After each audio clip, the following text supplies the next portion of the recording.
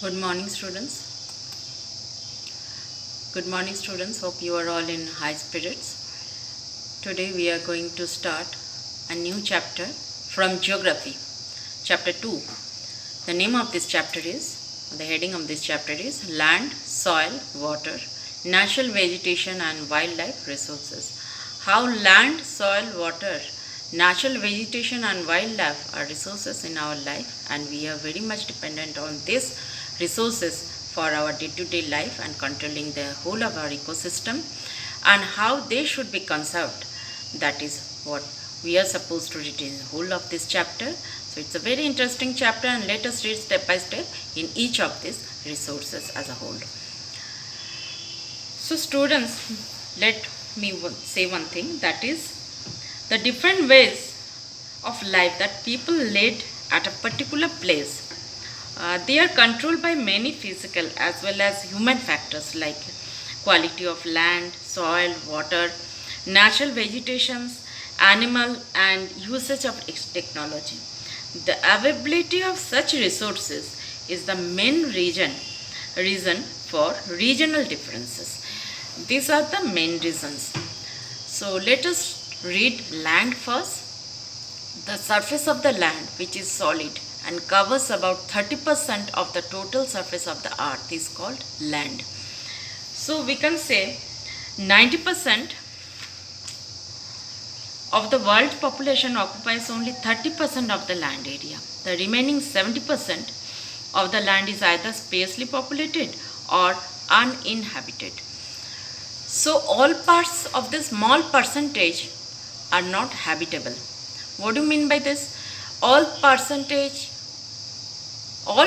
of this small percentage are not habitable. That is, all are not suitable to live. And the parts of land not suitable for living are said to be inhabitable. So some parts are habitable, that is suitable for living, and some are not suitable, they are called as inhabitable. Land is among the most important natural resources. The quality of the land, soil, water, natural vegetation, animals, and the usage of technology are important factors in controlling the standard and way of life people lead at a particular place. So, let us see what are the factors affecting the habitability of a place. The uneven distribution of population in different parts of the world is mainly due to the varied characteristics of land and climate. They are the rugged topography, the steep slopes of mountains, low-lying areas susceptible to waterlogging, then desert areas, thick forested areas. These are all normally sparsely populated, that is very less population are over there, or uninhabited. Because of these structures, we will read with the help of picture in our next slide. I will show the pictures how these topographies, that is the rugged topography or the low-lying areas or the desert areas or the thick forested areas, are not suitable for people to live over there. In the other sense, we can say the plains and the river valleys offer suitable land for agriculture. Hence, these are densely populated areas because people are getting all the facilities over here. They are the plain lands and they have the river valleys full of availability of water. They have been growth of the growth of agriculture, growth of industries are the suitable places over here. So once the growth of industries, growth of agricultural centers are over there, people will get more accumulated over there, densely populated over there, and so they will grow up the cities and towns over there. So more marketplaces for communication, for market, for trade. So naturally these places are more suitable land, we can say, for populated areas. See the pictures. These are the landforms which are not suitable for living or for what we can say have inhabitable lands. See, this number one is the rugged topography. That is, we can say the steep mountains over there, full of ices over there, for where these are not suitable for the growth of industries, for growth of communication, for marketplace, or for the growth of the educational centers or settlements of the high-rise buildings, for settlements of agricultural fields. This is also a rushed topography, you can see over here. So in this way we can say the rushed topography. You can see the picture, you can imagine these places are, if we are supposed to stay over there, we have nothing over there for our livelihood. So these are not suitable places. Now the second is the dense forest. You can see the dense forest full of wild animals, not place for agriculture, no place to get the settlements, raising buildings, no communication, no railways, no roadways, okay, no marketplace. Because if we want to grow up these places as agricultural fields or settlement places, we have to clean this forest. And forest is our resources. If we go on cleaning this forest, it will naturally make a difference in our ecosystem. So it will create a problem in our ecological balance. So we cannot do that. If you see this place, this is a desert picture, this one and this one is a desert picture, you can see. So desert pictures, you can see this is also unavailability of the water over there, no communication. People cannot build communication over here because of the lack of rainfall and lack of rivers, lack of water. People cannot make the settlements over here. No growth of agriculture, no growth of industries. Here there is plenty of water. It is over low-lying areas or waterlogged areas. Here there is no less of land, and these are water submerged areas under water. If you move to the Sundarban areas, you will find like this. People have no roads, no railway communication. When the boat is the only communication for the people all through the year. They move in the boats and they communicate from one place to another. Right from the going to the school, to the market, to the other other purposes, they use these boats. This one also you can see pictures. So let us move to the next slide. Land use. Land is used in many ways and for various purposes, which is commonly known as land use. How we use the land, it is commonly called as land use. The purpose, land is available in front of us, and how we are using this land, according to that, the land is called as land use. Next slide. The land use, you can see a picture over here. I have brought a picture over here. Various types of situations are here. Some places are growth for agricultural purposes, some are grown with industries, some are with high-rise buildings. So land is used for different purposes over here: agriculture, forestry, for residential purposes, for setting up the industries, and various other communications, for in marketplaces, any other business centers.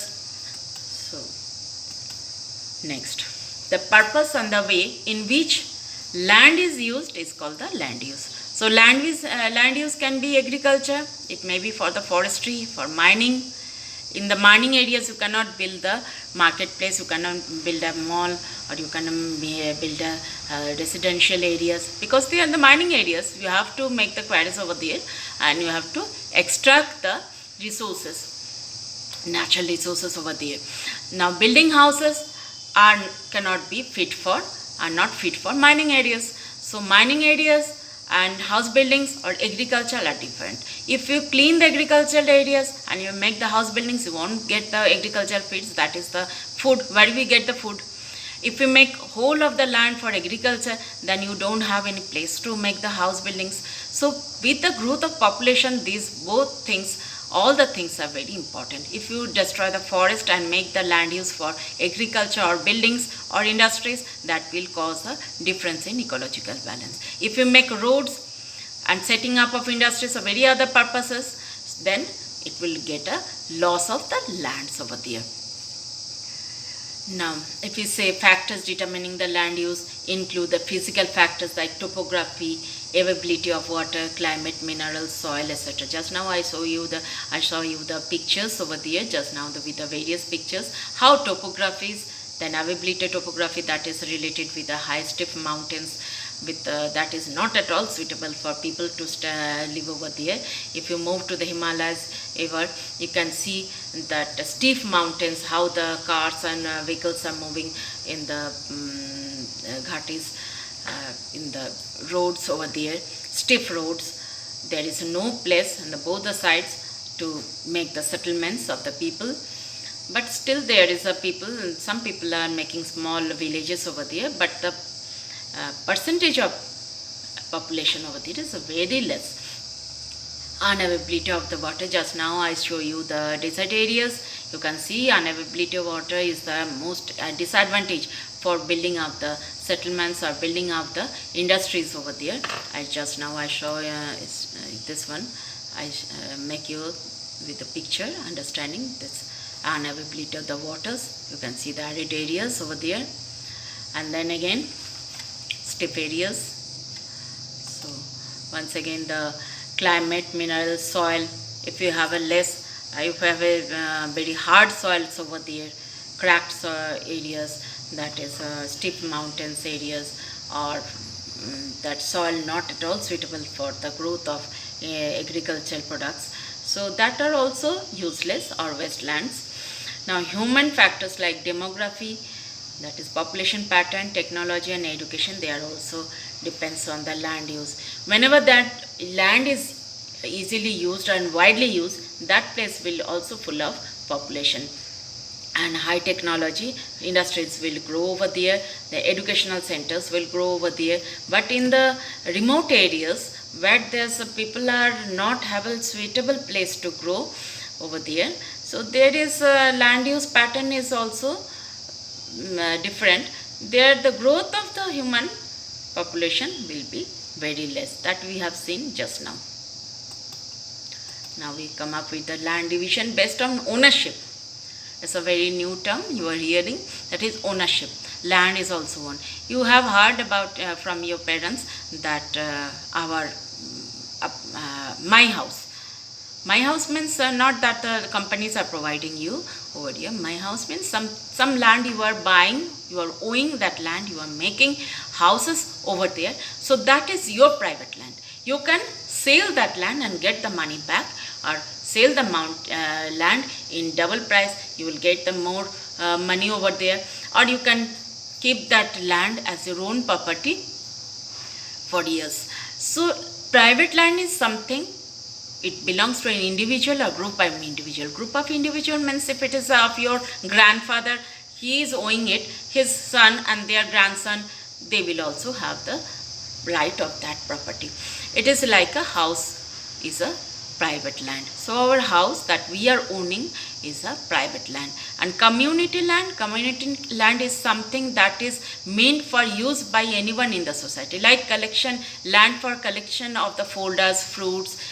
Community lands are also called common property resources, that nobody has the right to say anything about the community land. Anybody can use that community land. If you say about the public parks over here, we can say it is a community land. Now we have a picture for you. I have a very beautiful picture for you. You can see from this picture there's a high-rise buildings over here, offices, then industries over there, big roads with the street lights. There is a bus, trucks and modern vehicles over there, parks over there. It shows a picture of a metro city. Okay, here it's so many houses over here with a big structures, means it is a metro city. People, lot of population over there, is a population rate is here is very high, many highly populated areas and very developed place, and people are having lot of advantages over here. People prefer to live over here. It is a cultured urban area, we can say, or populated urban areas. I have some more pictures for you. See, we can compare it also. See, I have picture for number 1. You can see this structure. It is a field over the agricultural field. Here is a hut with mud houses with straw structures. We have scattered houses, no colony type street or colonies. You can see scattered fields, no pakka roads over here, means it's a sign of a remote or rural area. Here is a structure of little developed than this one. Houses are little developed, but the same structure of fields. People are having kacha road and all those places. And here is also a structure, and with a little more advantage, and here is a metro city over there. So in next video we are going to read about demand